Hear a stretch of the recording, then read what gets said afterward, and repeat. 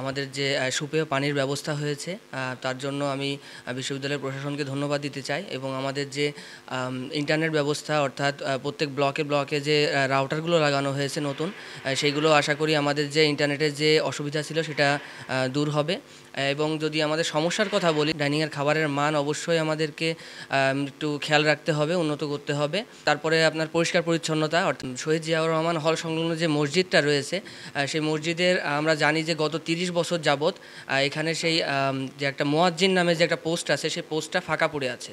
তো আমাদের বিশ্ববিদ্যালয় হল প্রশাসনের কাছে বা বিশ্ববিদ্যালয়ের প্রশাসনের কাছে আমি একটা বিনীত অনুরোধ করব একজন সাধারণ শিক্ষার্থী হিসেবে যেন এই পোস্টটা যেন ফাঁকা পড়ে না থাকে। আমাদের যে হচ্ছে রিডিং রুম আছে সেখানে পর্যাপ্ত জায়গা নাই বলা চলে। আবার দেখা যায় যে শহীদ জিয়াউর রহমান হলের একটা হচ্ছে ডিবেটিং সোসাইটি আছে, ডিবেটিং সোসাইটির কোনো স্পেসিফিকভাবে কোনো রুম দেওয়া হয় নাই। আমাদের এখানে ফিল্টারের যে ব্যবস্থা করছে এটা খুবই প্রশংসনীয় উদ্যোগ।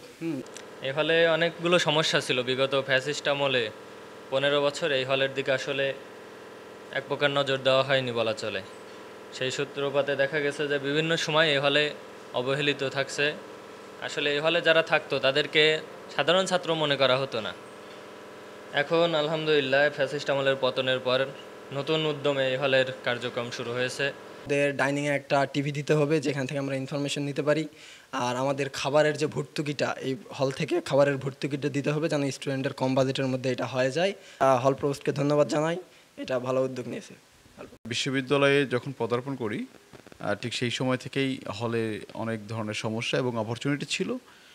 কিছু কিছু নিরসন হয়েছে, সমস্যার সমাধান হয়েছে, কিন্তু এখনও কিছু কিছু সমস্যা রয়ে গিয়েছে। যেমন প্রথমত যে সমস্যাগুলো সমাধান হয়ে গিয়েছে বা সংস্কার হয়েছে সেটা হচ্ছে যে আমাদের এই ফিল্টারিং ব্যবস্থা, যেখানে প্রতিটা ব্লকে পানির ব্যবস্থা করা হয়েছে, সুপেয় পানি। এতে করে শিক্ষার্থীদের হয়রানিটা কমে গিয়েছে।